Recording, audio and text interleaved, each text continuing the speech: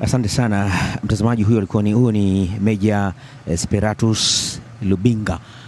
Tuko naye hapa akitupitisha mawili matatu kuhusiana na leo ndo siku ya hitimisho la mashindano haya ya kikombe cha mkuu wa majeshi kwa maana ya CDF Cup 2026, na kama unavyoona ndo maandalizi hayo. Tayari naamini tukirudi studio tukirudi uwanjani tutapata huyu anaenda kukabidhi zawadi kama kwa mshindi gani. Huyu anaitwa Brigadier Generali Lugenge. Okay. Ndio. Peleka makombe hayo. Suleiman Muhammad, mwakilishi wa tawi la mipango na maendeleo. Haya, kwa tusikilize.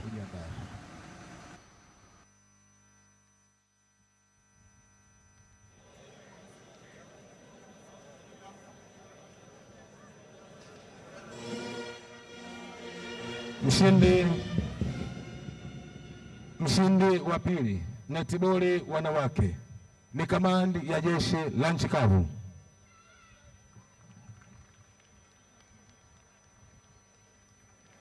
Wapokeaji wa zawadi tukimbie.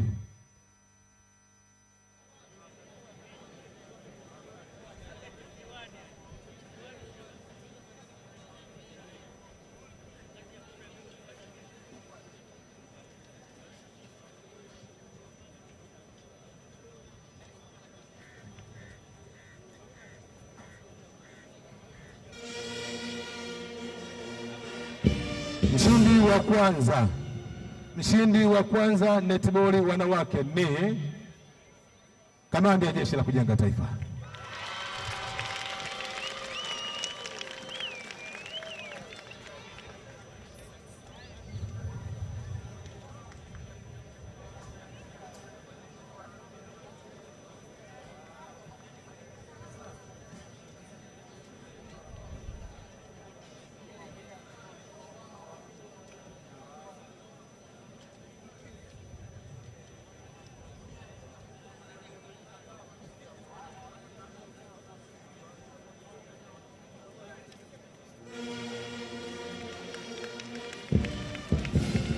Mchezaji bora netiboli wanawake ni Service Girl Lucia Sweetbet Simon kutoka kamandi ya jeshi la kujenga taifa.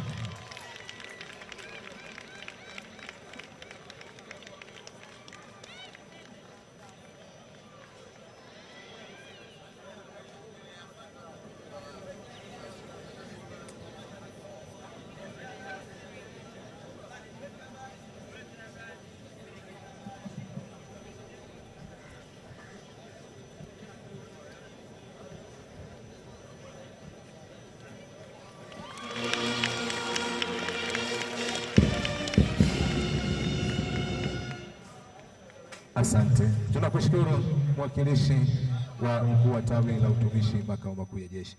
Afande mkuu wa majeshi, naomba sasa nimkaribishe Brigadia Jenerali Muhammad Suleiman Muhammad, mwakilishi wa tawi la mipango na maendeleo kwa ajili ya kutoa zawadi ya mchezo wa pool table wanaume.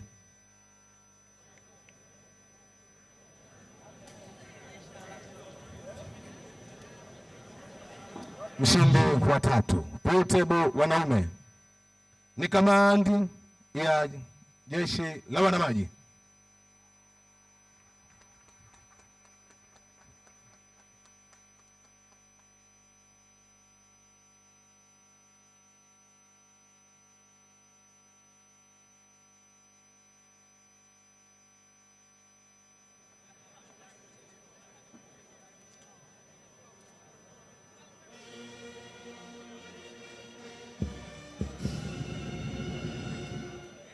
Mshindi wa pili pool table wanaume ni kamandi ya jeshi la anga.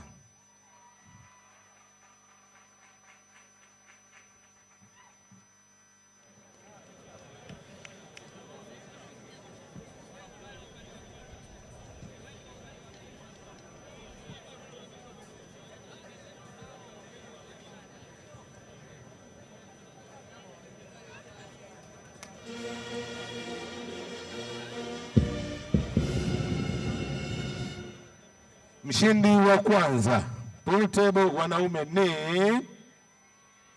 Kamandi ya Jeshi la Kujenga Taifa.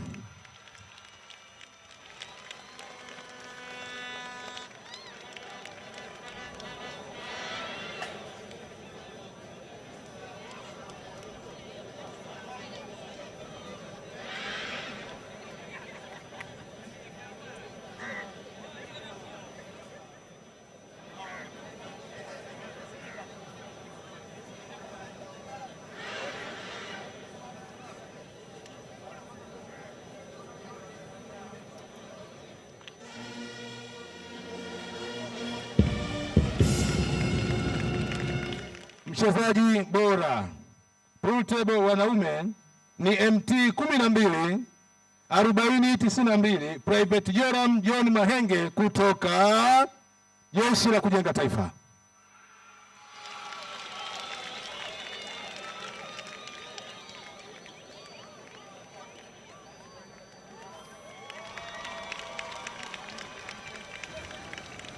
Basi kama nilivyotangulia kusema kwamba Jeshi la Kujenga Taifa ni vijana. Kwa hiyo ndio maana unaona hii michezo ambayo ni mipya ndani ya mashindano ya mkuu wa majeshi, basi inaenda kwa Jeshi la Kujenga Taifa. Okay. Na huyu anayetoa zawadi ni Brigadier General Mohamed Suleiman Mohamed, ni mwakilishi wa mkuu wa rasilimali watu jeshi HR. Asante. Tunakushukuru mwakilishi wa mkuu wa mipango la mipango na maendeleo.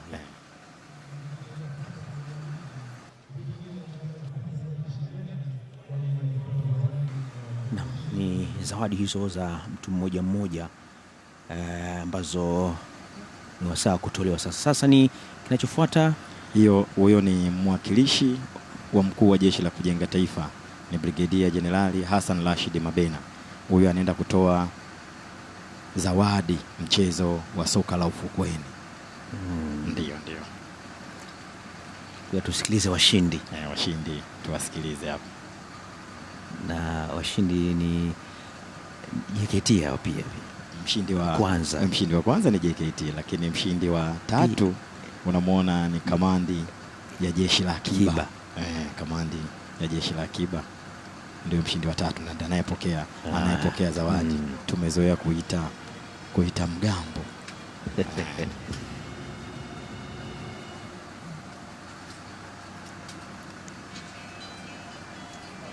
Na mshindi anayefuata ni mshindi wa tatu, sasa ni makao makuu. Mshindi wa pili ni kamandi makao makuu ya jeshi.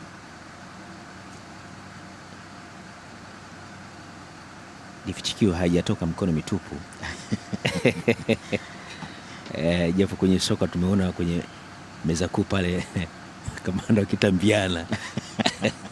Unajua mpira wa miguu wanaume ni mchezo unaopendwa sana. Hata mchezo wa miguu kwa upande wa wanawake na wenyewe unaona unakuja na bado unaona JKT wakiwa wanafanya vizuri ndani ya ligi, lakini hata nje. Ni kweli. Naamini huko baadaye tutakapofika, basi tukiwa na wachezaji upande wa kike wa kutosha wengi, basi tutafika hata. Ndio.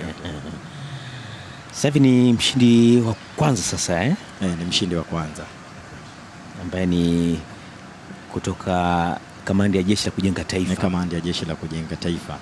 Sasa naona anayekabidhi zawadi ndiye mwakilishi wa mkuu wa Jeshi la Kujenga Taifa. Yaani nasema mbuzi kafia kwa muuza supu. Kwa hiyo anajikabidhi zawadi, lakini anakabidhi wachezaji, naamini basi baadaye wataenda kumkabidhi yeye mwenyewe kwa taratibu ambazo atakuwa ameziandaa Jeshi la Kujenga Taifa. Na sasa nafuata bila shaka ni mchezaji bora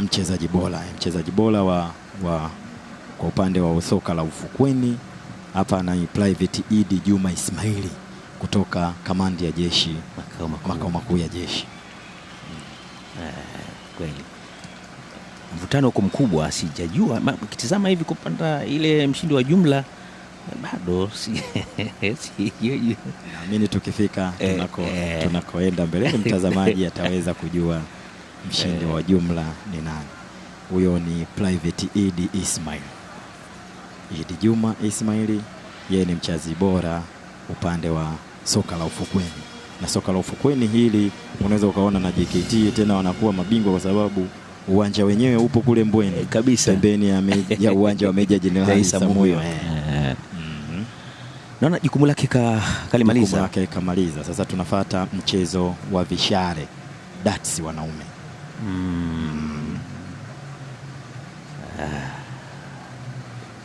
Lakini na zawadi hii naamini inaenda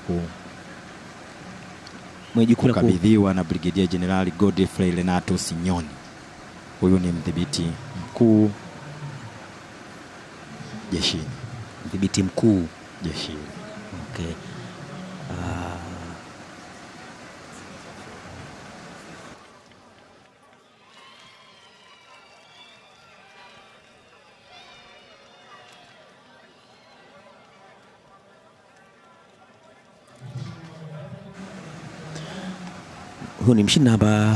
Huyu ni mshindi wa 3 kutoka kamandi ya wanamaji Navy, wenyewe wanaita Navy. Kwenye soka msimu huu, hata msimu uliopita imekuwa ni shida kwenye soka watu kuogelea na mpira tofauti. Okay. Hii mshindi wa pili ni vikosi kamandi chini ya nchi kavu, Land Force wenyewe wanaita nyika. Msimu uliopita walifanya vizuri sana, walifanya hata kwenye mpira wa miguu wao ndio walikuwa mabingwa. Finali ilikuwa ni wao na kuna jeshi la akiba, nadhani ilikuwa na jeshi la akiba. Safari hii huyu ni mshindi namba 1, ni mshindi namba 1 ni vikosi chini ya makao makuu. Sikia shangwe hizo. Hii ni vishale, yani darts wanaume.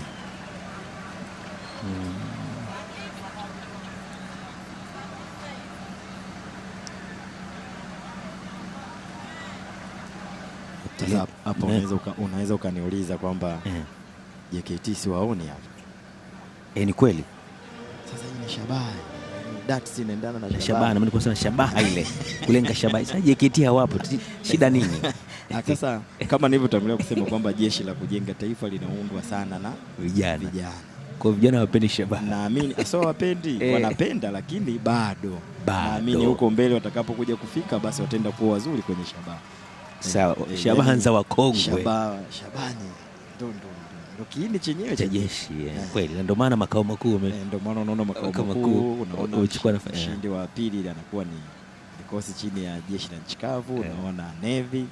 Kwa hiyo wote hawa shabaha tayari ni wakongwe wazuri tu katika shabaha. Okay. Ndio. Sawa. Kumbe hizi tuzo ama hawa washindi yanakwenda na maana yake. Michezo kama nilivyotangulia kusema kwamba michezo hii inaendana na uhalisia wa maisha ambayo tunayaishi kule jeshini. Ndio. Kwa hiyo una tayari wako, ubora wako, lakini na utayari wa kupokea michezo hiyo, kupokea maelekezo ya michezo hiyo, ndio nakutengenezea ubora wa afya yako. Okay. Sasa hii ni upande wa wanawake.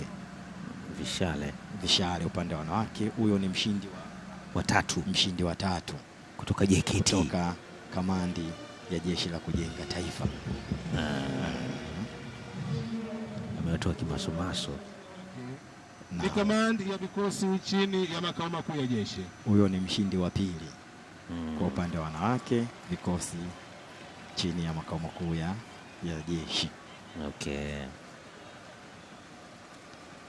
Mtazamaji, huyo alikuwa ni Meja Seperatus Lubinga. Tuko naye hapa kitajibu kutufafanulia baadhi ya mambo ambayo yanayoonekana hapa. Meja Lubinga, unaweza kumwita namna hiyo, na tayari kishachukua zawadi yake.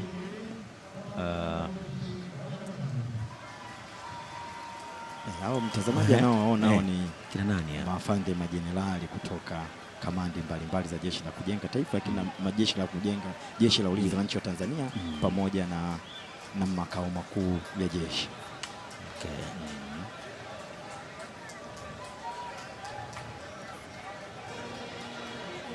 ndo namba moja. Huyo ni mshindi nambari 1 ambaye ni kutoka jeshi Mchezaji bora la Galaxy wanamaji. ni MTM 11, Mchezaji bora sasa huyu. Mchezaji bora upande wa 2951 wanawake. Koplo Lilian Benedict Mombori kutoka kamandi ya jeshi la wanamaji. Wanamaji. Huyo ni koplo wa jeshi Lilian Benedict Mombori, na unamwona mkuu wa kamandi ya jeshi la wanamaji. Okay. Akimwangalia askari wake koplo Lilian Benedict Mombori akichukua zawadi.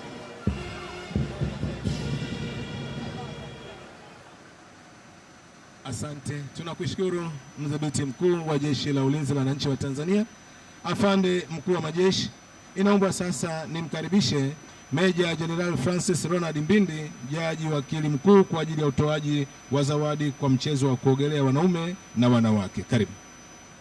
Sasa tunaingia kwenye zawadi ya kuogelea upande wa wanaume, na kama tulivyotoka kuambiwa zawadi hiyo inaenda kutolewa na Meja Jenerali Francis Ronald Mbindi. Na tukitizama graphic ambayo tunayo, tunaona kabisa mwenye mchezo wake namba 1 pale. Ningeshangaa sana. Ndio maana nimesema kwamba michezo hii inaendana na majukumu sahihi, lakini bado utawaona JKT, kwa sababu ya vijana kwamba huyo ni mshindi wa 3. Mshindi wa 3 jeshi la kujenga taifa, tayari kijana wa jeshi la kujenga taifa, na hii ndio uniform ya kijana. Sasa ndio maana unaona utofauti. Huyu ni kijana jeshi la kujenga taifa, na hii ndio combat yake. Ni kamandi ya jeshi la akiba. Jeshi la akiba ndio washindi wa pili. Okay.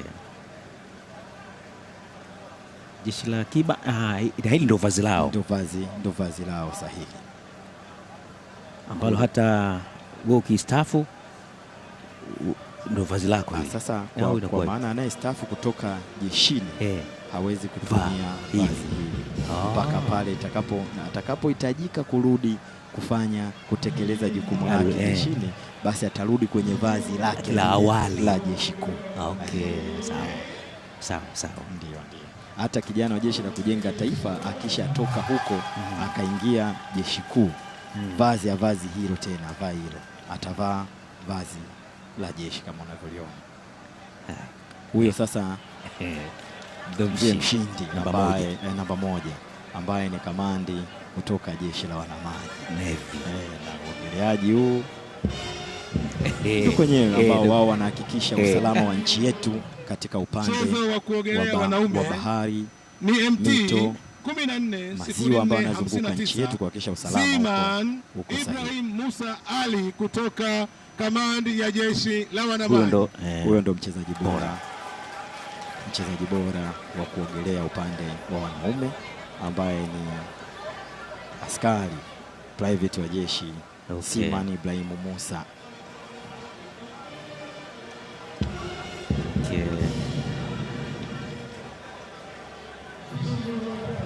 Mchezo wa kuogelea wanawake, Musa Ali ni kamandi ya jeshi la akiba. Huyo sasa ni kuogelea upande wa wanawake, ametoka jeshi la akiba, kamandi jeshi la akiba, ndo anachukua kamandi ya jeshi la akiba.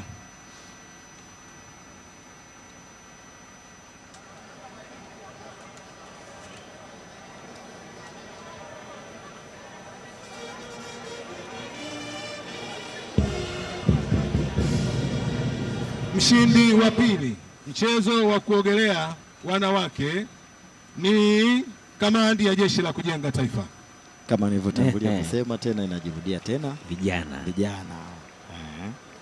pia kuogelea namba 1. Mshindi wa 3 mchezo wa kuogelea wanawake vijana, kamandi ya jeshi la kujenga taifa.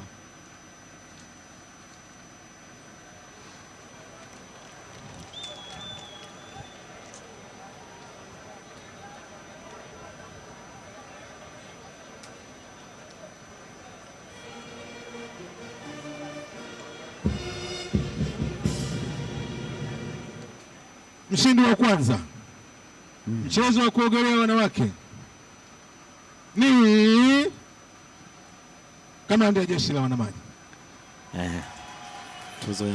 Tuzo yao ni ya kwao. Ikienda sehemu nyingine hata sisi jeshini tungeshangaa imekuwaje? Imekuwaje tena? Kwa hiyo mshindi wa kuogelea upande wa wanawake inarudi tena kama wanaume iliyotangulia. Ni kamandi ya wanamaji wanapokea tuzo yao. Mchezaji bora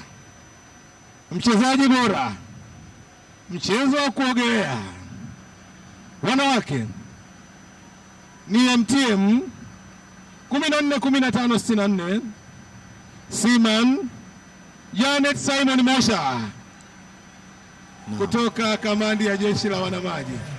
Kama kawaida tunarudi tena nyumbani kwenye kamandi yenyewe inayohakikisha usalama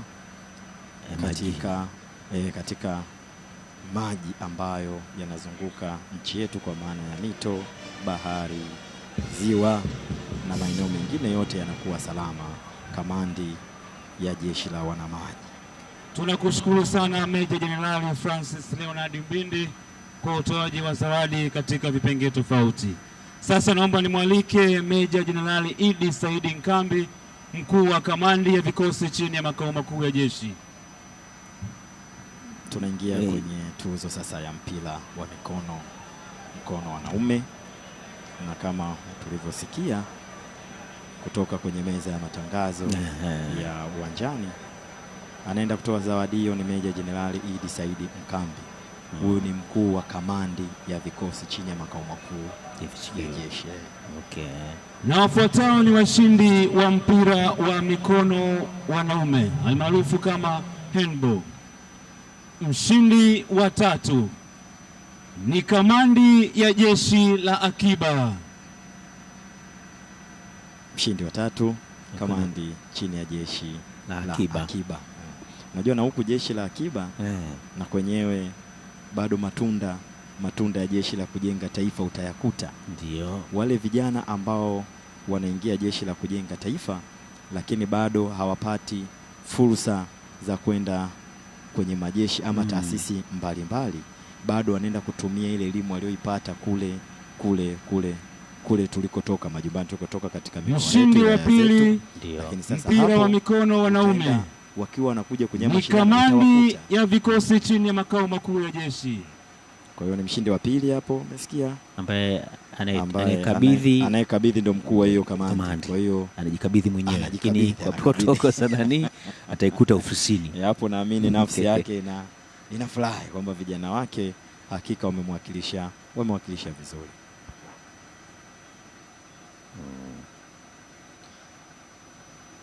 Ni furaha iliyoje, na inaonyesha michezo, na kama ulivyosema awali kwamba michezo hii inaweka utimamu zaidi. Na mshindi wa kwanza mpira wa mikono wanaume ni kamandi ya jeshi la anga. Naam, kamandi ya jeshi la anga hatimaye nao wanachomoza katika nafasi ya kwanza katika mpira wa mikono wanaume. Ndio. Kama nitangulia kusema kwamba michezo ni sehemu mojawapo ya majukumu ya mwanajeshi. Kwa hiyo chini ya tawi la operation na mafunzo, basi utakuta kurugenzi ya michezo na utimamu wa mwili pamoja na mchezaji bora mpira wa mikono wanaume ni MT 126237 Private Bonage Frankie Kisanga kutoka kamandi chini ya vikosi vya makao makuu ya jeshi.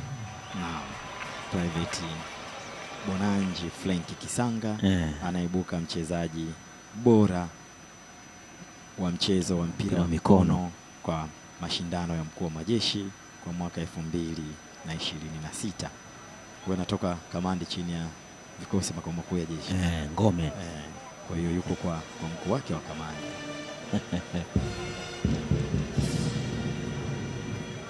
Na kamandi hizi zinaongozwa na sasa ni mpira wa mikono wanawake. Ni ranki gani? na mshindi wa kulingana tatu na hitajio la wakati ni huo, kamandi itategemea ya mkuu wa jeshi la majeshi anga. Ateua vipi? anateua nani. Ah, Lakini sawa. kwa sasa hivi mkuu, karibia kamandi nyingi zinaongozwa na mameja jenerali. Okay, sawa sawa sawa. Sasa hiyo ni kwa upande wa mpira wa mikono wanawake, ambapo huyo ni kamandi ya vikosi chini ya jeshi la anga, Air Force. Hawa jukumu lao kubwa ni kuhakikisha kwamba anga yetu katika inakuwa nchi yetu salama. Tanzania, Na mshindi wa iko salama pili kila wakati. mpira wa mikono wanawake ni kamandi ya jeshi la kujenga taifa.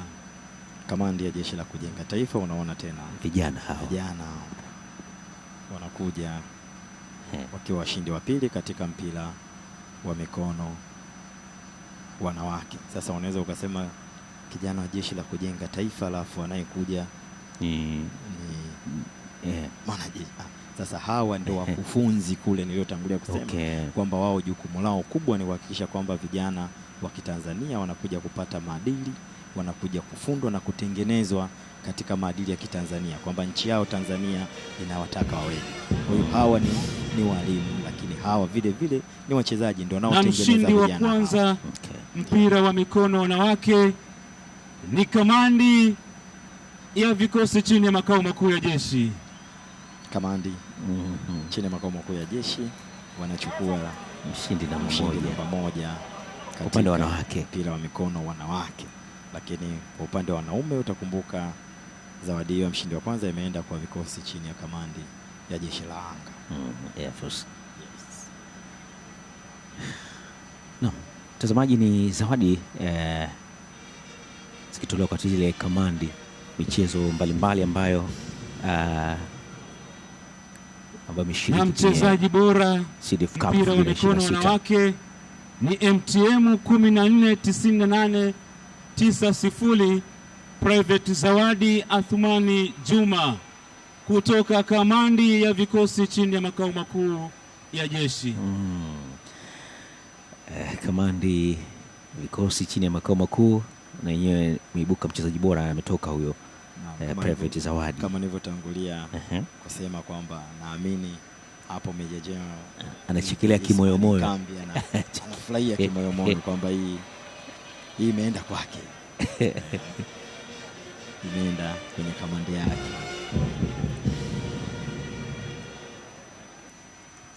Tunakushukuru sana Meja Jenerali Idi Saidi Nkambi, mkuu wa kamandi ya vikosi chini ya makao makuu ya jeshi.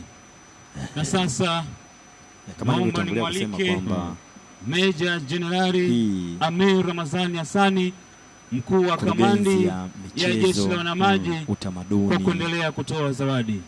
Kurugenzi ya michezo, utimamu wa mwili, utamaduni iko ndani ya tawi la mkuu wa operation na mafunzo jeshini, kwamba ni kurugenzi kabisa ambayo ipo tayari kwa ajili hiyo. Hii kama tulivyosikia ni mchezo wa riadha. Na sasa ni mchezo wa riadha, anayekabidhi wakimbiza upepo upande wa wanaume. Huu ni mkuu wa kamandi, mshindi wa tatu la wanamaji. Ni kamandi ya vikosi chini ya makao makuu ya jeshi.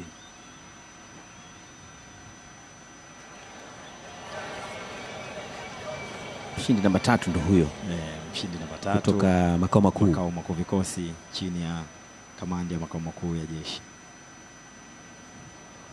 Na zawadi hiyo inatolewa na mkuu wa jeshi la wanamaji, ni Navy Commander.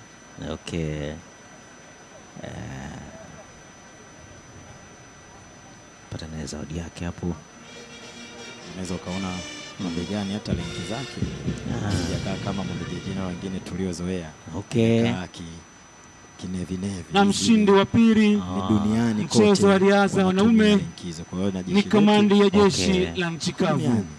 Ndio maana unaona Navy wanatumia linki hizo. Mshindi wa pili katika mchezo wa riadha ni jeshi la nchi kavu, yani Land Force.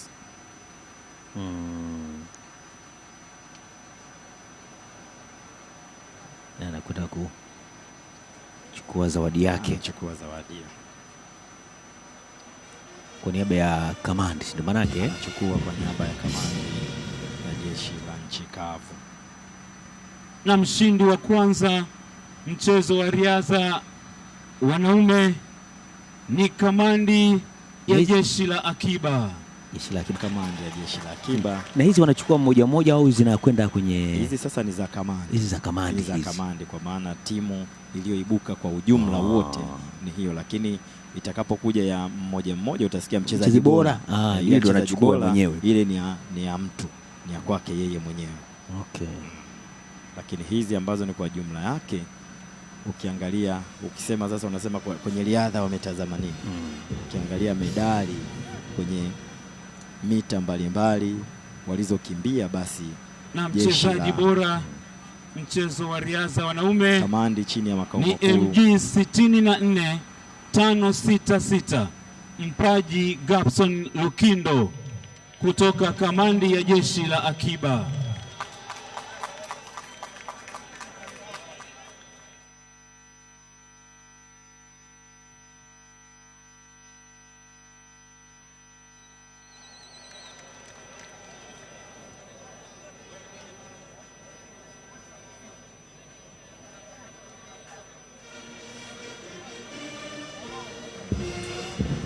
kamandi chini ya jeshi la akiba, basi wanapata Na sasa zawadi ni mchezo wa riadha upande jumla, wa wanawake, kwa maana ya Riadha wanawake. mshindi namba 3 na mshindi ni kamandi ya vikosi chini ya makao makuu ya jeshi.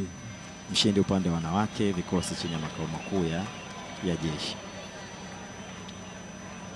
Lakini tangulia kusema kama kwenye riadha wanatazama katika mbio hizo tofauti tofauti, nani ana medali nyingi za dhahabu, shaba, anachukua jumla yake. Kwa ukiwa nazo nyingi, basi wewe utakuwa mshindi wa jumla kulingana na nafasi ya 3, ya pili ama ya kwanza. Sasa kwa ujumla wake ndo nazikusanya zote.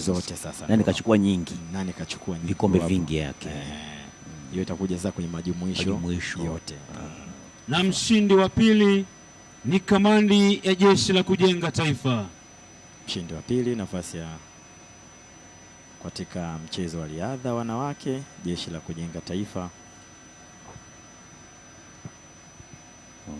ndo anachukua tuzo hiyo. JKT wameapia sana ama wametokea sana katika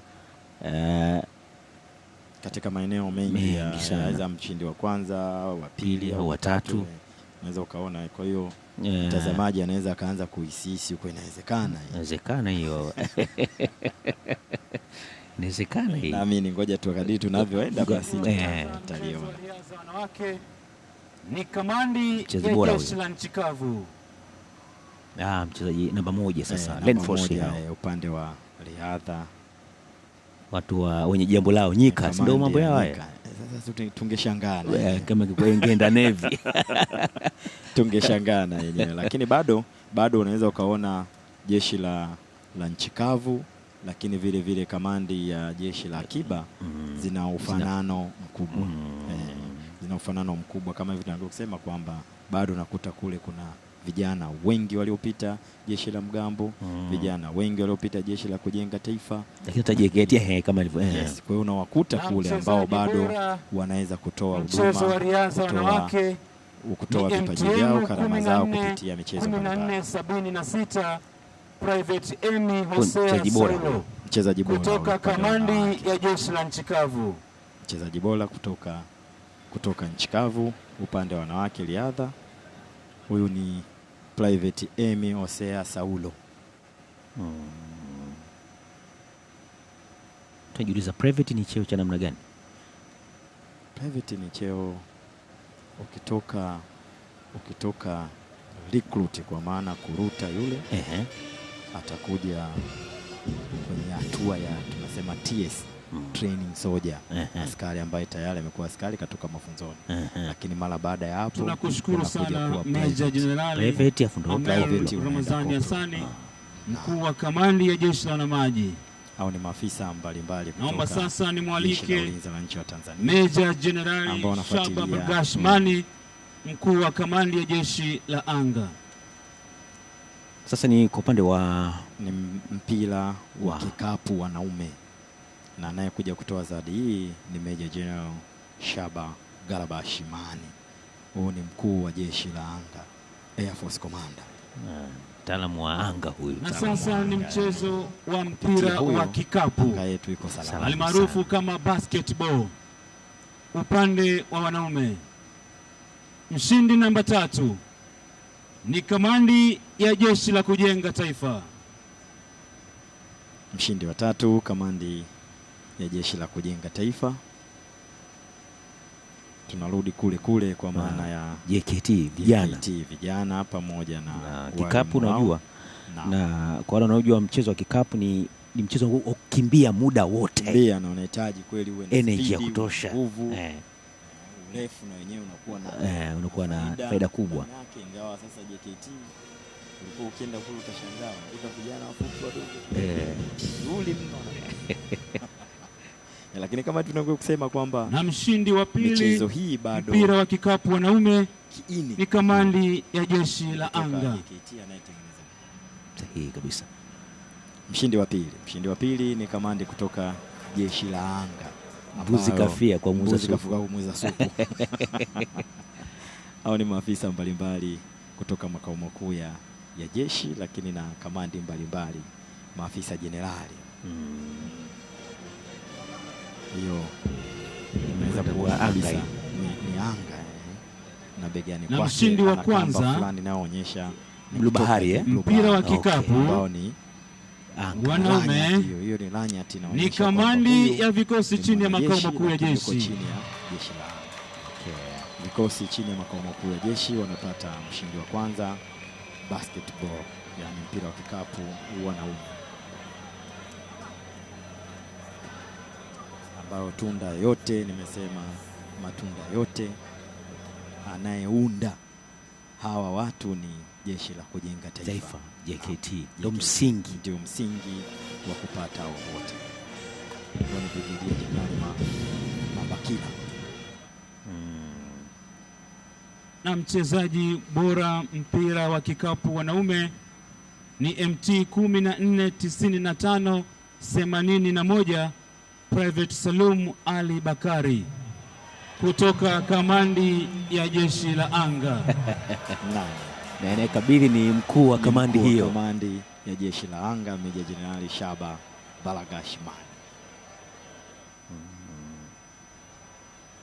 Anamkabidhi tuzo ya uchezaji bora upande wa kikapu wanaume. Huyo ni Private Salumu Ali Bakari.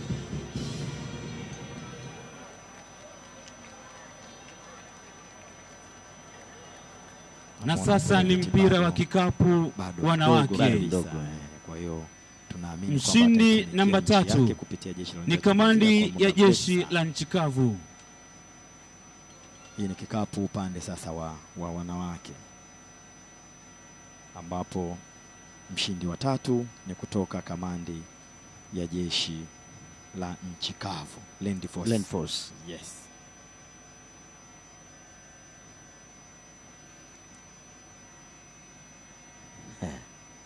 Land Force hawako kinyonge. Msimu huu wamechukua kiachilia mbali soka, wapo.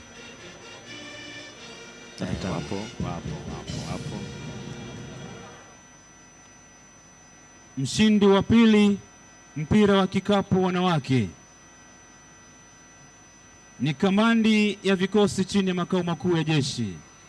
Vikosi chini ya makao makuu ya jeshi upande wa wanawake wanatoka na mshindi wa pili.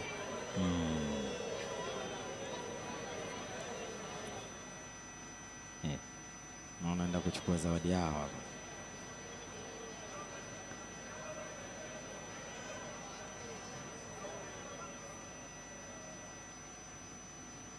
Makao makuu ni maafisa mbalimbali wa cheo cha kanali hawa kutoka kamandi mbalimbali za jeshi la ulinzi la nchi ya Tanzania. Kama utangulia kusema tuna kamandi na mshindi wa kwanza mpira wa kikapu wanawake ni kamandi ya jeshi la kujenga taifa. Mpira wa kikapu upande wa wanawake, mshindi kama ilivyokuwa ya jeshi la kujenga taifa. vijana. Huyo anayekuja kuchukua ni Private Jessica. Huyo amekuwa nyota mzuri sana kwenye hata ligi yetu ya taifa ya kikapu. Huwa ni mzuri mno, kwa maana hiyo kuwepo ndani ya jeshi la kujenga taifa si kwa makosa, ili awatengeneze wale vijana na wao waje wawe bora kama alivyo bora yeye, kwa manufaa ya JKT, manufaa ya jeshi kwa ujumla, lakini kwa manufaa na mchezaji bora mpira wa kikapu wanawake ni MTM 14-13-93 Private Anamary Tushabe Cyprian kutoka kamandi ya jeshi la nchi kavu. Kamandi ya jeshi la nchi kavu, bora huyo, mchezaji bora huyo. Sasa hizi ndio zile tuzo binafsi zilizokuwa unazisema. Mchezaji bora Private Anamary Tushabe Cyprian kutoka kamandi ya jeshi la nchi kavu.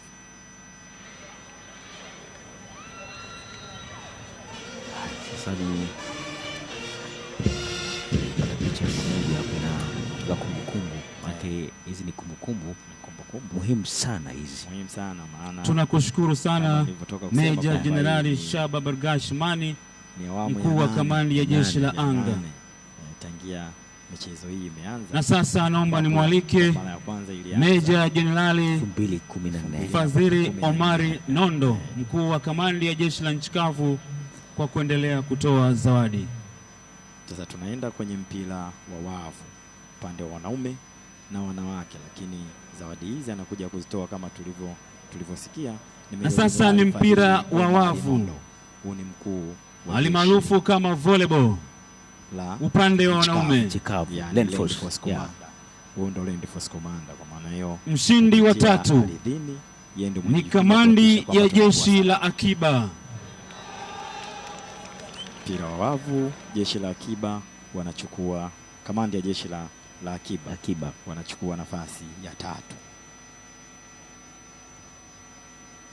Akiba ndio vazi lao hili, ndio vazi lao sahihi rasmi ambalo linatumika kule. Lakini sasa kule utatukuta kombati za jeshi kuu, sababu wao ndio wanaofundisha hao, lakini na wao jeshi mshindi wa pili mpira wa wavu wanaume nidhamu na mienendo ni kamandi ya jeshi la kujenga taifa, kwa sababu si wanakuwa kule kuhakikisha mienendo yao inakuwa haii, damu yao. Bado wewe ni mwanajeshi, lazima uwe na nidhamu,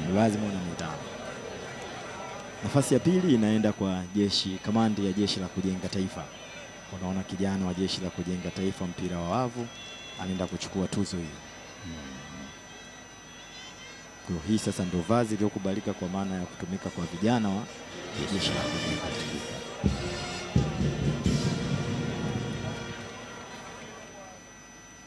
Na mshindi wa kwanza mpira wa wavu wanaume ni kamandi ya vikosi chini ya makao makuu ya jeshi. Kamandi vikosi chini ya makao makuu ya jeshi ndio mshindi namba 1 mshindi namba 1.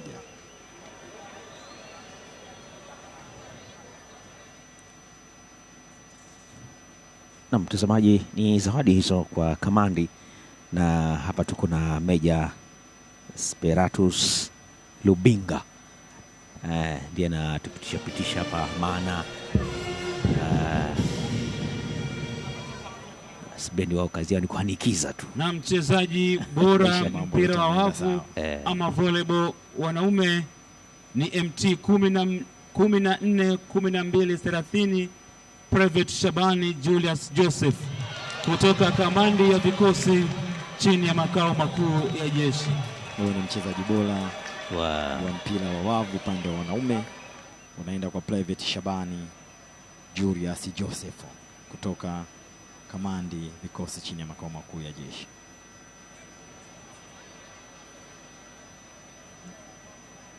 Na walikuwa naumia sana zile bao zikiingia kwenye football. Mara nyingi kama nilivyotoka kusema, kwa maana kwamba na sasa ni mpira wa wavu wanaocheza kule. Hawa wengi wamecheza wote, wanajua mshindi wa tatu mpira, wengi wanajua. Ni kweli, ni kweli. Ni kamandi ya jeshi la anga. Mshindi wa tatu inaenda kwa jeshi la anga.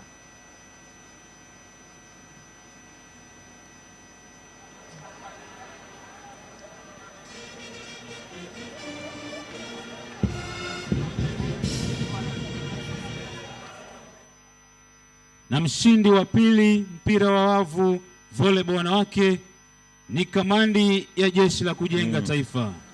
Mshindi wa pili jeshi la kujenga taifa ni mpira wa wavu wanawake. Mshindi wa pili kuna JKT. JKT hao. Makao makuu safari hiyo wamefanya vizuri. Na wenyewe ukikosa namba 1 2. Ukikosa 1 2 imetokea sana. Waona JKT kuna mchuano huko hapo. Mchuano unaoendelea. Wa chini huo.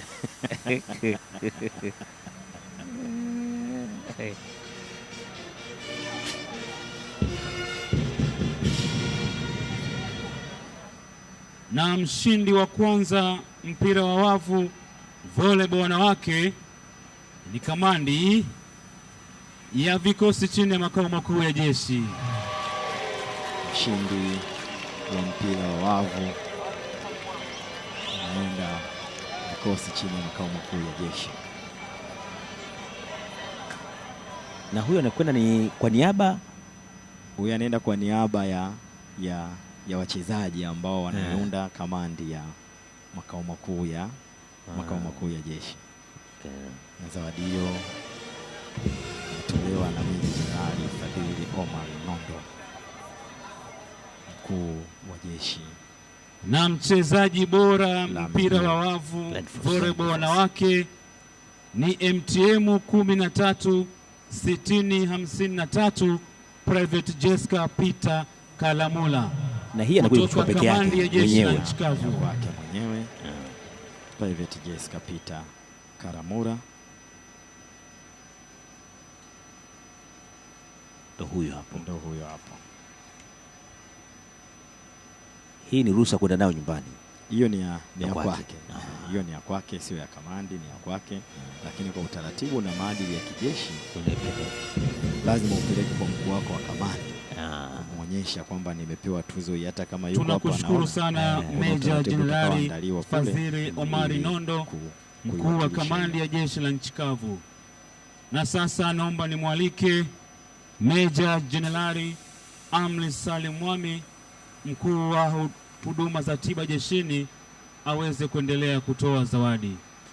Naam, mtazamaji, ni zawadi mbalimbali, ni utoaji wa zawadi mbalimbali kwa kamandi hizi pamoja na mmoja wachezaji. Tunaendelea. Huu ni mchezo. Na sasa ni mchezo wa nyumbani. Mchezo mama. Huu ni mchezo wa kuruka vikwazo. Kwa nini wetu hivyo? Mchezo mama. Upande wa wanaume.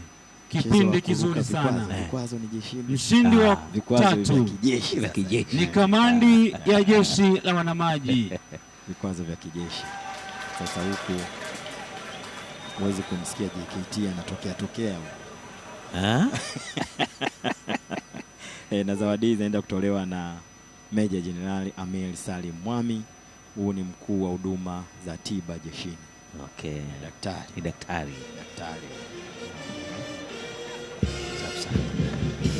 Zawadi ya mshindi wa tatu kwa upande wa wanaume kuruka vikwazo. Mshindi wa pili imeenda kwa mchezo wa kuruka vikwazo wanaume ni kamandi ya jeshi la anga. Mshindi namba 2 huyo. Mshindi namba 2 kamandi ya jeshi la anga wanaume.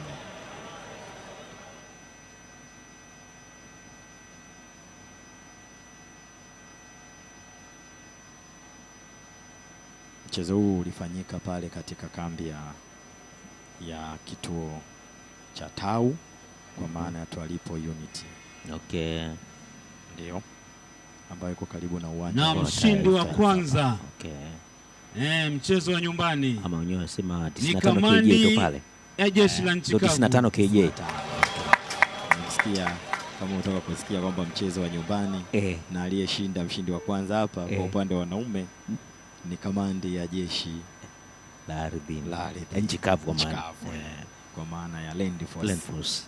Kwa hiyo kama alivyotangulia kusema kwamba JKT huwezi kuwakuta huko wakitokeza huko, tabidi tujiulize kwamba bwana ilikuwaje, tuna hali gani sisi, na maana hatuko timamu kweli kwenye na mchezaji bora mchezo wa kuruka vikwazo wanaume ni MT 133964 Private Albertus Ngaiza kutoka kamandi ya jeshi la nchi kavu Land Force, yani nchi kavu.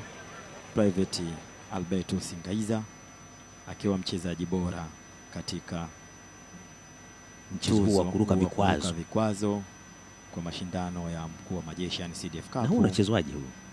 Kuna vikwazo mbalimbali vya kijeshi ambavyo vipo. Kwa hiyo ukiviruka vile vikwazo ambavyo vinajenga utimamu wa mwili na vimekaa mahususi. Mchezo wa kuruka vikwazo upande wa wanawake, mshindi namba 3 ni kamandi ya jeshi la Akiba. Wamejitumua. Kamandi jeshi la Akiba unaibuka mshindi wa 3 katika vikwazo upande wa wanawake.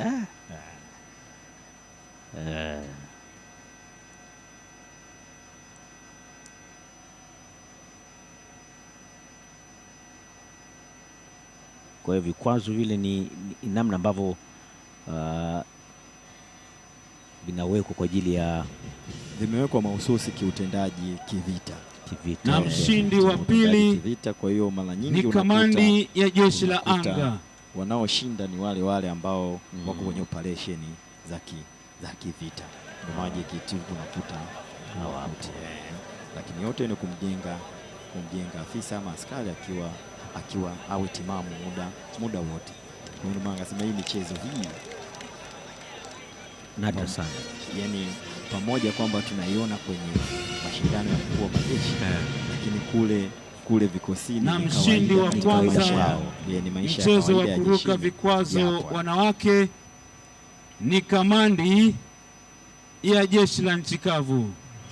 Mchezo wa nyumbani, ile kauli ya mchezo wa nyumbani basi inaendelea kujidhihirisha hapa tayari, na upande wa wanawake unakuta jeshi la nchi kavu yani Land Force wanapata tuzo hiyo. Kwa hiyo hapa wamechukua upande wa wanaume na sijui anga nao wamechomoza vipi hapo kwenye anga. Sasa hivi vikwazo huwa viko katika watu wote kwamba lazima tujue, kwa sababu na mchezaji bora mchezo wa kuruka vikwazo wanawake wapo kwa ajili ya kumsupport MTM 14 Private Chancellor Haule kutoka kamandi ya jeshi la nchi kavu. Land Force yenyewe yajue ili iweze kumsupport vizuri. Mchezaji bora ni Private Anasila Haule kutoka kamandi ya Land Force Chikavu. Apewa tuzo hiyo Private Haule kutoka kwa Meja Jenerali Amir Salim Mwami. Kama vitaka kusema ni mkuu wa. Asante, tunakushukuru mkuu wa tawi la huduma za tiba jeshini Meja Jenerali Amir Salim Mwami kwa utoaji wa zawadi. Asante sana. Afande mkuu wa majeshi, inaomba sasa nimwalike mkuu wa tawi la operesheni na mafunzo makao makuu ya jeshi Meja Jenerali Ibrahim Michael Mhona kwa ajili ya utoaji wa zawadi ya mchezo wa shabaha wanaume na wanawake. Kama tulivyotangulia kusema wale kwamba mchezo wa wale ulikuwa mchezo wa nyumbani. Sasa mchezo wa shabaha ambaye mkuu wa operation na mafunzo jeshini Meja Jenerali mshindi wa 3 anaenda kutoza mchezo wa shabaha wanaume ni kamandi ya jeshi la kujenga taifa. Kamandi ya jeshi la kujenga taifa wanaibuka washindi wa 3 hapa katika shabaha. Lakini kama nilivyotangulia kusema kule utawakuta mshindi wa 3 shabaha wanaume ni kamandi ya jeshi la kujenga taifa, kuwafundisha wale vijana. Timu yao sasa ndio imeibuka ikiwa mshindi wa 3. Sawa. Michezo hii kama nilivyotangulia kusema kwamba iko ndani ya tawi la mkuu wa operesheni na mafunzo ambaye mkuu wa operesheni na mafunzo mwenyewe ndio huyo anayetoa zawadi. Okay. Lakini Mshindi wa pili kuna Shabaha wanaume ni kamandi ya jeshi la wanamaji. Shabaha kamandi ya wanamaji Maji naye wanapata mshindi wa pili hapo. Kama nilivyosema, kurugenzi ya michezo, utimamu wa mwili na utamaduni viko ndani ya tawi la mafunzo na operesheni, ambapo mkuu wa tawi hilo unamwona akitoa zawadi hapo. Kwa hiyo michezo hiyo ipo kila Mshindi wa kwanza kila siku. Shabaha wanaume kamandi ya jeshi la nchi kavu. Kamandi ya jeshi la nchi kavu. Wanachukua mshindi namba moja. Mshindi namba moja.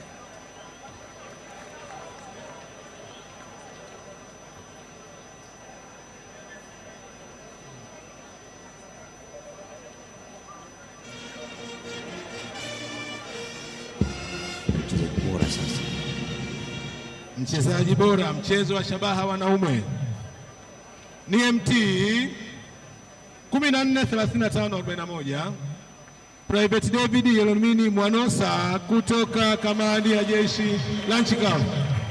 Private David Yelomini Mwanosa anachukua tuzo ya mchezaji bora.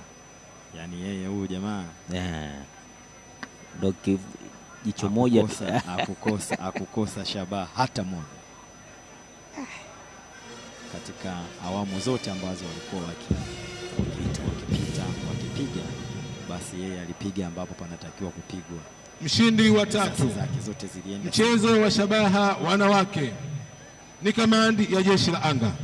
Hii katika michezo wanatumia sasa mpira ama inakuwaje, ni wanatumia nini? Itategemea na makubaliano ambayo mkubaliana kwa wakati huo na michezo mnayofanya. Okay. Kwa upande wa wanawake, hii ni kwa upande wa wanawake, ambaye mshindi wa tatu ni Air Force Command, kwa maana ya jeshi la anga, kamandi ya jeshi la anga. Mshindi wa pili Shabaha wanawake ni kamandi ya jeshi la kujenga taifa. Shabaha wanawake kamandi jeshi la kujenga taifa. Hawa sasa, kama nilivyotangulia kuambia, hata atakayekuja kuchukua tuzo hapa ni mwalimu wake, ni mwalimu ambao ni maafisa na askari ambao wako kule jeshi la kujenga taifa wakihudumu kwa maana ya kutoa mafunzo, kutoa elimu, kutoa taswira ya kijana wa Kitanzania anatakiwa kuwaje, anatakiwa kuishi vipi ndani ya maeneo anayopewa, majukumu ya kikazi na majukumu mengine. Mshindi wa kwanza Shabaha. Mchezo wa Shabaha wanawake kamandi ya jeshi la nchi kavu. Tunarudi kule nyumbani. Mchezo wa Shabaha upande wa wanawake inaenda kwa kamandi ya nchi kavu, kwa maana Land Force Command, na zawadi hiyo anaenda kuchukua kutoka kwa Major General Ibrahim Michael Mwona, ambaye ndo mkuu wa mafunzo na operesheni jeshini. Yaani hii Shabaha hili linamhusu kwa kiwango kikubwa yeye mwenyewe. Mchezaji bora Shabaha wanawake ni MTM 145365 Private Tusajigwe William Mwaipungo kutoka kamandi ya jeshi la nchi kavu. Tusajigwe William Mwaipungo, private wa jeshi, anakuwa mchezaji bora katika mchezo wa Shabaha wanawake. Kama nilivyotangulia kusema, huyu naye apishani sana na Mwanosa. Basi walikuwa bora katika ulengaji wa Shabaha. Kama nilivyotema kusema kwamba michezo hii ipo chini ya mkuu wa operesheni na mafunzo. Asante. Tunakushukuru. Kuna kurugenzi ya michezo, utimamu wa mwili na utamaduni ambao inaongozwa na iko chini ya Major General Ibrahim Mwona. Ndio. Afande mgeni rasmi, Ni kuombe sasa kwa heshima na taadhima, Sasa ndio ule mchezo pendwa bila shaka. Uambatane na mkuu wa tawi la operesheni na mafunzo pamoja na mwenyekiti wa kamati ya usimamizi la michezo ya mkuu wa majeshi kwa ajili ya utoaji wa zawadi ya michezo ifuatayo: mpira wa miguu wanaume pamoja na vyeti na tuzo. Ni mpira pendwa, ndio maana unaona hata siku ya ufunguzi wa mashindano haya waziri wa ulinzi na jeshi la kujenga taifa Daktari Limo Nyansao aliweza kushuhudia tena mchezo kati ya JKT na kamandi ya Nchikavu ambapo bado JKT alichomoza na ushindi moja. Kwa hiyo bado ni mchezo pendwa kama tulivyosema wengi, ndio maana ulivuta watazamaji wengi. Tayari tunamuona mgeni rasmi ambaye ni mkuu wa majeshi Afande Jenerali Jacob John Mkunda, tayari kwa kutoa zawadi kwa mchezo huo, lakini atatoa zawadi Afande mkuu wa majeshi wakuu wa kamandi. Michezo ya kombe la mkuu wa majeshi mwaka 2025 imefanikiwa kwa kiasi kikubwa. Tunao wadhamini ambao walitushika mkono kwa namna moja au nyingine. Kabla ya kutoa zawadi kwa washindi wa jumla pamoja na washindi wa mpira wa miguu, inaomba sasa tuanze kuwapa mkono, ikiwa ni pamoja na vyeti pamoja na tuzo kwa wadhamini wafuatao. Nikianza na mwakilishi kutoka Azam Media Limited. Karibu. Inaomba tafadhali wadhamini wote mshuke mkae ili eneo la chini hapa. Wadhamini wote tafadhali karibuni.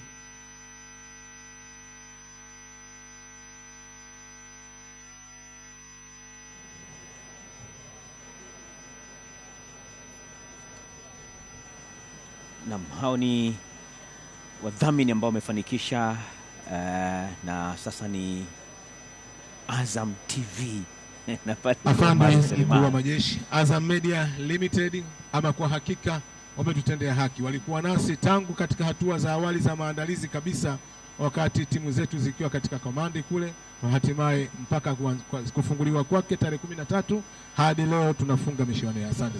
Makofi mengi kwao Azam Media Limited. Hakika asante sana. Azam wametutendea haki. Tumekuwa nao kama ulivyotoka kusikia mshereheshaji akituambia tangia awali, lakini wakati wenyewe wa asante sana. Afande mkuu wa majeshi sambamba nao pia tunayo benki ya Azania, bado wamekuwa ama kwa hakika nao wametushika mkono tangu mwanzo wa maandalizi hadi leo tunapofunga. Asante sana. Karibu mwakilishi kutoka benki ya Azania. Tofauti basi wamekuwa wakifanya, lakini anayefuata ni benki ya Azania. Mwakilishi wa benki ya Azania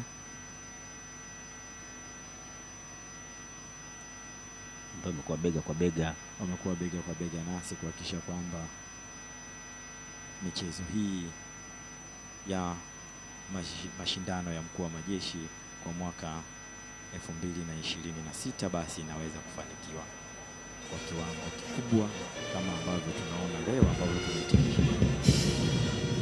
Asante sana. Makofi mengi kwao Azania Bank. Walidhamini mashindano. Asante sana. Afande mkuu wa majeshi sambamba nao pia tunayo benki ya NMB, ama kwa hakika hawa tulianza nao miaka mingi sana, hatimaye mpaka leo wanaendelea kutusaidia na kutudhamini katika mashindano mbalimbali ya majeshi. Karibuni sana NMB. NMB wapo kama alivyotangulia kusema kusikia kwamba NMB wamekuwa bega kwa bega na michezo hii, yani sio michezo tu ya CDF Cup jeshini, kweli wamekuwa akiwa bega kwa bega katika michezo mbalimbali jeshini. Timu zetu ambazo ziko ligi kuu, ligi daraja la pili, daraja la kwanza, lakini championship umekuwa unaona wanachomoza mashindano mbalimbali. Makofi mengi kwao NMB, wenyewe wanasema daima karibu nawe. Asante sana. Afande mkuu wa majeshi sambamba nao pia tunayo benki inayomsikiliza mteja, benki ya CRDB. Karibuni sana. Makofi mengi kwao CRDB benki. Ndio, ni CRDB ambao na wao wamekuwa wakongwe katika udhamini huu wa michezo ya mkuu wa majeshi, na wamekuwa bega kwa bega kuhakikisha kwamba basi mashindano haya ama michezo hii basi inaenda bila kuwa na mkinzamo wowote, na wao hao wamekuwa inakwenda kama ilivyopangwa kuwa bega kwa bega kuhakikisha hata michezo mingine ya michezo. Asante sana, makofi mengi kwa CRDB.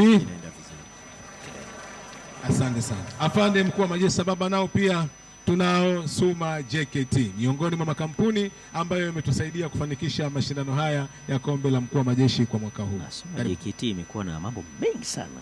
Hili ni shirika la uzalishaji mali la Jeshi la Kujenga Taifa, kifupi chake ndo unapata Suma JKT, ambapo wana mambo mengi mno, na zawadi hii anaenda kuchukua furniture kila vitu vingi. Anaenda kuipokea ni mwakilishi wa mkuu wa Jeshi la Kujenga Taifa ambaye ni Brigadier Generali Hassan Rashid Mabena.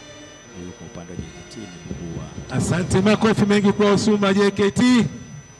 Asante sana afande mkuu wa majeshi. Tunalo kampuni nyingine, shirika la Mzinga. Shirika la Mzinga, karibuni. Shirika la Mzinga hili nalo ni shirika la Jeshi la Ulinzi la Wananchi wa Tanzania. Okay. Kuna wao wamechangia kwa kiwango kikubwa kuhakikisha kwamba mashindano haya. Na wao wanajishughulisha na nini? Wao wanajishughulisha na utengenezaji wa bidhaa mbalimbali za kijeshi. Okay. Na wametia mkono wao hapa kuhakikisha mambo yaende vizuri, kupunguza gharama ya matumizi ya serikali, kutumia gharama kubwa kuchukua kila huduma nje ya nchi, basi zinafanyika kupitia. Asante, makofi mengi kwa shirika la Mzinga. Afande mkuu wa majeshi. Sambamba nao pia tunao Nyumbu SACCOS. Nyumbu SACCOS. Yes, karibuni mwakilishi kutoka Nyumbu SACCOS. Jeshini pia hii ni SACCOS ambayo iko jeshini. Nyumbu SACCOS ndo ina Nyumbu timu ile, na Nyumbu timu ndo wanaoidhamini. Okay. Wanaoidhamini hiyo timu.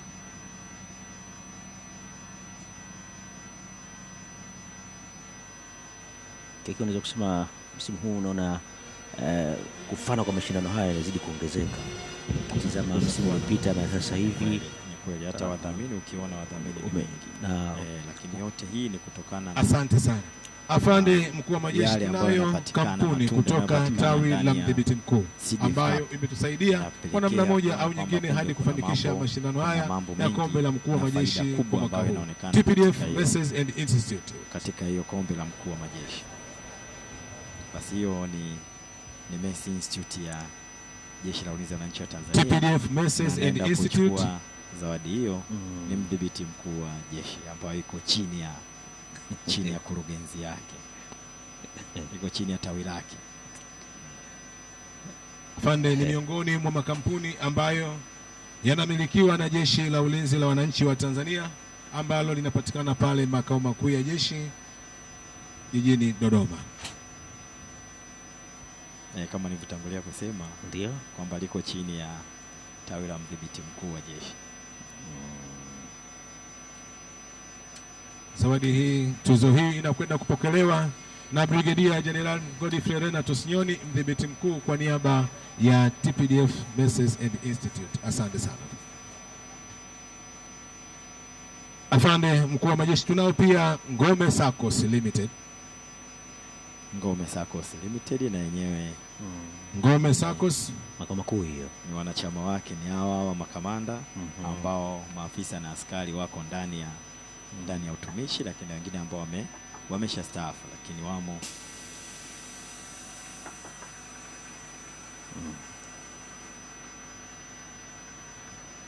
Ngome SACCOS na wao wamekuwa wadhamini wetu kwa muda mrefu mara nyingi, na wao wamekuwa wakishiriki katika kuhakikisha kwamba michezo hii ya mkuu wa majeshi. Sambamba nao pia tunao Gired Motors.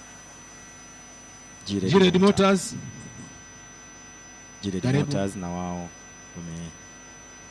wamehakikisha kwamba pande kampuni hii inahusika na uuzaji wa magari. Wamehakikisha kwamba michezo ya mkuu wa majeshi 2026 inaweza kufanyika. Kampuni inahusika na uuzaji wa magari kama tulivyotoka kusikia.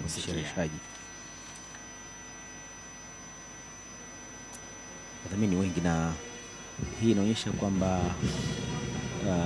Afande mkuu wa majeshi tunao pia Jumuka Catering. Ukiona kwamba matunda ni mengi zaidi kwa watu wanajitokeza. Mwakilishi kutoka Jumuka Catering.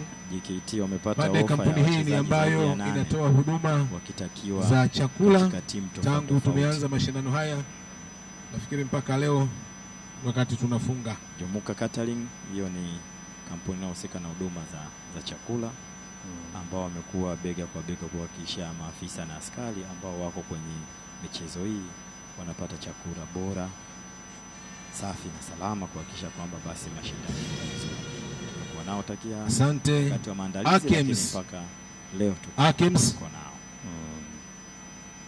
Akems na mwakilishi kutoka Akems ile anaudhuru. Afande mkuu wa majeshi tunao pia Kenais King of Pool ambao walidhamini mchezo wa pool table ambao umechezwa kwa mara ya kwanza mwaka huu.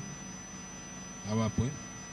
Afande sambamba nao pia tunao PTC, Peacekeeping Training Center, ambao walidhamini mchezo wa darts ule wa vishale wanaume na wanawake. Yuko mwakilishi wa commandant PTC, kwa maana kwamba Jeshi la Ulinzi la Nchi wa Tanzania linashiriki katika operation mbalimbali za ulinzi wa amani duniani. Ndio. Kwa hiyo kuna kituo ambacho kipo kwa ajili ya kuwatengeneza na kuwaweka tayari maafisa na askari wanaokuwa wanaenda huko kwenye operation hizo za ulinzi wa amani katika maeneo mbalimbali. Kwa hiyo kituo hicho na chenyewe kimedhamini mchezo wa vishale. Afande mkuu wa majeshi tunao pia SB Combine na wenyewe hawapo.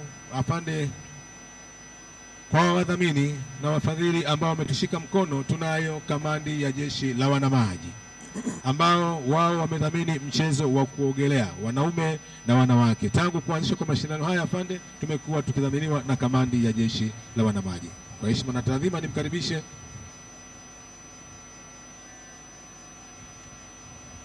mdhamini kamandi ya wanamaji. Kwa heshima na taadhima nimkaribishe, yupo mwakilishi. Ni mtazamaji, ni utoaji sasa wa hizo ni mkono wa shukurani kwa wadhamini huo. Ndio tumeona kwenye mabegani yale. Mabegani ni renki ambayo ni international. Huyo ni kanali. Okay. Ni kanali kwa cheo cha kawaida, lakini international renki kwa wanamaji wanatumia renki zao. Okay. Asante. Afande mkuu wa majeshi, michezo ya majeshi kwa mwaka 2026 imehusisha kamandi zetu zote za Jeshi la Ulinzi wa Wananchi wa Tanzania 6. Inaomba sasa utoe vyeti vya shukrani kwa wakuu wa kamandi kwa ajili ya kufanikisha mashindano haya ya kombe la mkuu wa majeshi kwa mwaka 2026. Inaomba sasa nimkaribishe mkuu wa kamandi ya jeshi la nchi kavu. Kamandi sasa zilizoshiriki mashindano haya na ndo ambayo amebakia anaenda sasa ni mkuu wa kamandi. Inaomba tafadhali wakuu wa kamandi tusogee. Wakuu wa kamandi tusogee tafadhali. Mkuu wa kamandi ya nchi kavu.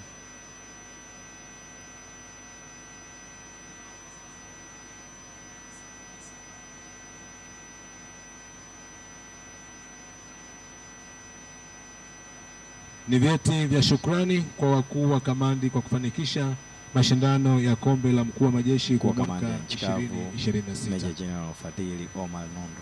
Land Force amsheni changwe kwa mkuu wa kamandi. Ameshachukua tuzo hiyo. Afande mkuu wa majeshi, naomba sasa nimwalike Meja General Idi Said Nkambi, mkuu wa kamandi ya vikosi chini ya makao makuu ya jeshi 6 za Jeshi la Ulinzi wa Wananchi wa Tanzania kwa sasa.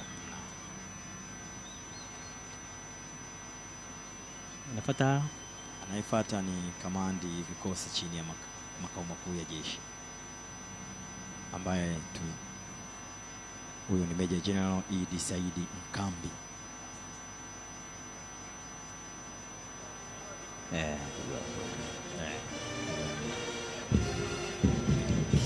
Afande mkuu wa majeshi, naomba sasa nimwalike mkuu wa kamandi ya jeshi la anga Meja General Shaban Baragashimani. Karibu.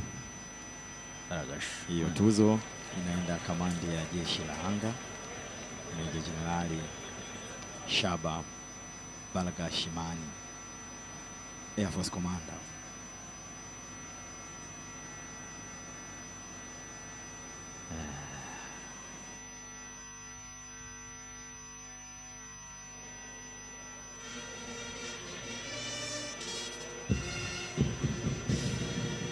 Afande mkuu wa majeshi, inaomba sasa nimwalike mkuu wa kamandi ya jeshi la wanamaji Rear Admiral Amir hili bawa Ramadhani Hassan. linaashiria nini la kamanda? Ni rubani. Rubani. Kwa limekaa kabisa ni rubani. Maana ya yeye ana jukumu la kuhakikisha kwamba anga iko salama. Okay. Ni Navy Commander. Na hapo kifuani kuna nembo iko pale ile. Tuje tuione. Hai. Tuone Navy Commander.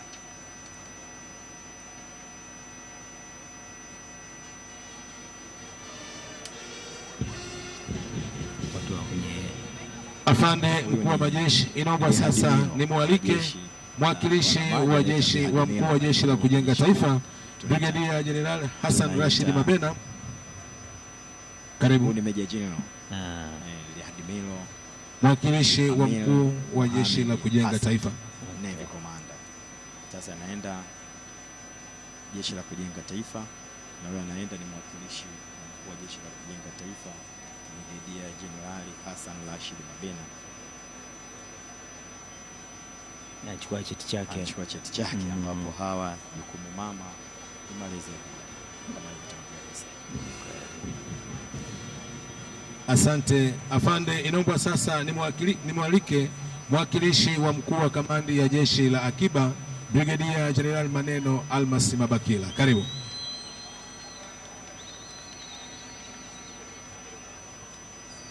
Huyo ni mkuu wa kamandi ya jeshi la akiba Brigadia Jenerali Maneno Mabakila. Naye anachukua tuzo na cheti chake cha ushiriki.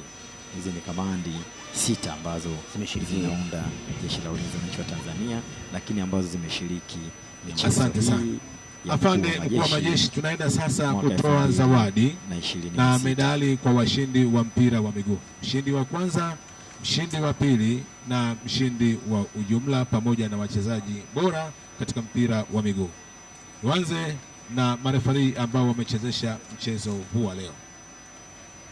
Afande mkuu wa majeshi, marefari ambao wamechezesha mchezo huu leo wanaongozwa na Inspekta Saidi Mrope kutoka jeshi la polisi akiwakilisha baraza la michezo ya majeshi kwa maana ya kwamba BAMATA kama nilivyosema. Makofi kwa waamuzi ambao wamechezesha mchezo huu leo.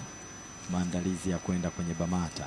Inspekta Mrope huyu ni mwamuzi kabisa wa ligi kuu.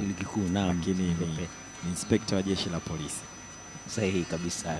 Ambaye ni mwenyekiti wa waamuzi, naamini mwenyekiti wa maamuzi katika baraza la michezo la majeshi BAMATA. Sahihi kabisa kama nilivyosema. Muona huku amekuja leo kuchezesha fainali hii ili kuhakikisha kwamba basi hakuna anayesema mimi umenionea, mimi tuchezi. Amekuja ambaye hana upande. Kweli. Naam. Afande mkuu wa majeshi, inaomba sasa utoe medali kwa washindi wa pili mpira wa miguu wanaume kamandi ya vikosi chini ya makao makuu ya jeshi. Karibu. Mshindi wa pili ambaye ni fainali tumetoka kuiona. Jamani, makofi kwao. Washindi wa pili mpira wa miguu ngome kamandi ya vikosi chini ya makao makuu ya jeshi. Hongereni sana, ama kwa hakika mmejitahidi. Mshindi wa tatu kiko imepewa ama kwenye mshindi wa tatu ni jeshi la akiba. Jeshi la akiba, kamanda ya jeshi la akiba, naamini wao mchezo ulikuwa ni jana. Juzi. Kwa hiyo shughuli yao iliishia juzi. Naamini kwamba walipewa medali yao kule. Okay. Lakini mshindi wa tatu ni jeshi la akiba ambao walicheza na jeshi na kamandi ya jeshi la nchi kavu wakapata ushindi. Wakapata ushindi. Shinda bao moja. Walishinda goli moja. Land Force msimu uliopita ndio walikuwa mabingwa. Land Force msimu uliopita ndio walikuwa mabingwa. Tulikuwa mabingwa mara 2 mfululizo wale. Awamu hii naona haijawaendea vema. JKT wameweza kujipanga vizuri na kuhakikisha kwamba basi wanatetea nafasi hiyo, ambao wao ndo wamekuwa kiini cha kwa mara 7 kama sijakosea. Naam, wamekuwa kiini cha mpira wa miguu ndani ya Jeshi la Ulinzi la Wananchi wa Tanzania, kwa sababu wao ndo wanaounda vijana. Na tumeona katika kikosi chao kuna vijana, kuna kina Abdallah, kina Mohamed, vijana under 20 wale. Under 20 wale. Wengi ni under 20 wakawekewa tu na viongozi wao wachache ambao walikuwa kama. Asante afande kwa majeshi, naomba sasa utoe medali pamoja na kikombe. Ni kijana wa Jeshi la Kujenga Taifa na anazungumzia wa miguu wanaume, timu kutoka kamandi ya Jeshi la Kujenga Taifa. Mshindi wa kwanza afande mkuu wa majeshi, unaona hapa amefoleni. Hao ni kamandi ya vikosi ya chini ya makao makuu ya jeshi, wakiwa wanapokea na wenzao kwa Guard of Honor na kuwapongeza pamoja na kufungwa goli 3-1. Fair play. Huyo ni Hassan Twali. Jamani, tuwapigieni makofi. Timu ni mara ya pili kamandi ya Jeshi la Kujenga Taifa. Mara ya kwanza kukutana washindi mpira wa miguu wanaume. JKT akachomoza na ushindi wa goli 6-1. Lakini leo tena bahati nzuri wakaja wakaingia fainali, basi wamepunguza ya dozi kidogo, wamepunguza kutoka 6 mpaka 3-1. Si haba. Hao wote ni vijana wa Jeshi la Kujenga Taifa, kuna medali zao wakipata medali zao. Na hawa JKT kuna timu ya under 17, under 20, kuna ambao wako mido hapa, yani hawapo ligi kuu, hawapo under 20, umri ulishazidi hao, ipo hiyo timu. Lakini kuna ambao wako kwa maana ya senior team, wote unawakuta ndani ya kikosi cha JKT Tanzania wakiwa ni maafisa na askari ndani ya Jeshi la Kujenga Taifa. Ni la kuchukua medali zao vijana hawa, na ni hazina kwa taifa, kwa timu ya taifa Tanzania. Ni kweli. Na tumeshuhudia timu ya wanawake ya Tanzania Twiga Stars ambao wako Morocco kule. JKT Queens imekuwa na mchango mkubwa sana katika kuinua soka la wanawake, kwa maana ya kwa ngazi za vilabu, lakini na taifa kwa ujumla. Ukitazama hata ukienda JKU kule Zanzibar, basi unakuta matunda ya JKT unayakuta kwenye timu ya JKU ya wasichana kule Zanzibar. Kwa sasa hawa ni maafisa na askari ambao ndo makocha wa timu hizo ambao wanatengeneza hao vijana. Kumuona Staff Sergeant Ngaga, Staff Sergeant yule tengeneza vijana hao. Lakini huyu ni Meja ambaye ndio msimamizi wa timu hiyo ya afande mkuu wa majeshi. Huyo wa mwisho ndio nahodha wa timu ya kamandi ya Jeshi la Kujenga Taifa. Inaomba sasa pamoja na medali basi umkabidhi na kombe la mshindi wa kwanza kwa mpira wa miguu wanaume. Jamani, makofi mengi kwake. Edward Songo, private wa jeshi ambaye anaitumikia timu ya JKT Tanzania. Lakini kumekuwa na kasumba ya wachezaji wengine wanaenda kusema turudisha shukrani kwa jamii waliokulia waliofanyaje. Na mimi na kina Songo amrudisha shukrani ambapo wamekulia. Asante sana. Afande mkuu wa majeshi, inaomba sasa utoe zawadi kwa wachezaji mmoja mmoja, tukianza na mchezaji bora mpira wa miguu wanaume ni serviceman Gamba Matiko Gamba kutoka kamandi ya Jeshi la Kujenga Taifa. Gamba Matiko amekuwa mabao 10, mfungaji bora katika michezo hii ya mkuu wa majeshi, yani CDF Cup kwa mwaka 2026. Gamba Matiko askari huyu ni kijana wa Jeshi la Kujenga Taifa. Zawadi kwa kipa bora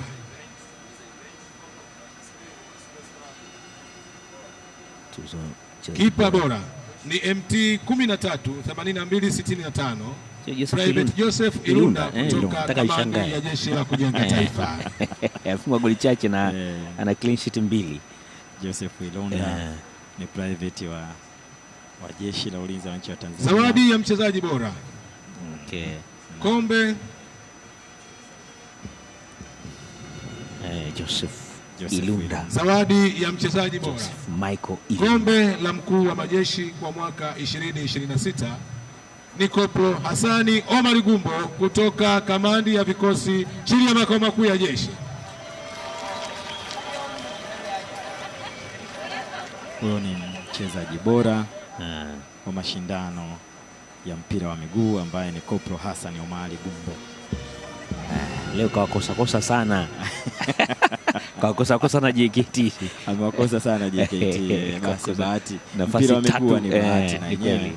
Haikuwa. Mshindi wa jumla kwa kombe la mkuu wa majeshi kwa mwaka 2026 ni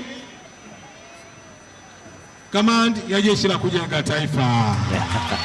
Basi kwa faida ya mtazamaji wetu amekuwa akiona mara nyingi maeneo mengi JKT wakiumoza, tukasema kwamba kuna mchuano kati ya kamandi ya Jeshi la Kujenga Taifa na kamandi ya vikosi makao makuu ya jeshi. Hatimaye Jeshi la Kujenga Taifa wanapata ushindi wa jumla na mwakilishi wa mkuu wa Jeshi la Kujenga Taifa ambaye hapa ni Brigedia Hassan Rashid Mabena anaenda kuchukua tuzo hiyo. Mkuu wa Jeshi la Kujenga Taifa Major General. Msimu uliopita ilikuwa ni kamandi ya jeshi la mshindi wa jumla. Mshindi wa jumla alikuwa Land Force. Na ndivyo ilivyokuwa alikuwa bingwa kwenye soka. Tunakushukuru sana afande. Na hivi na msimu vile vile. Naamini mkuu wa Jeshi la Kujenga Taifa huko halipo Major General Rajabu Nduku Mabele atakuwa na furaha tele kwa sababu tayari kamandi yake imekuwa mshindi wa jumla katika mashindano ya mkuu wa majeshi yaani CDF Cup kwa mwaka 2026.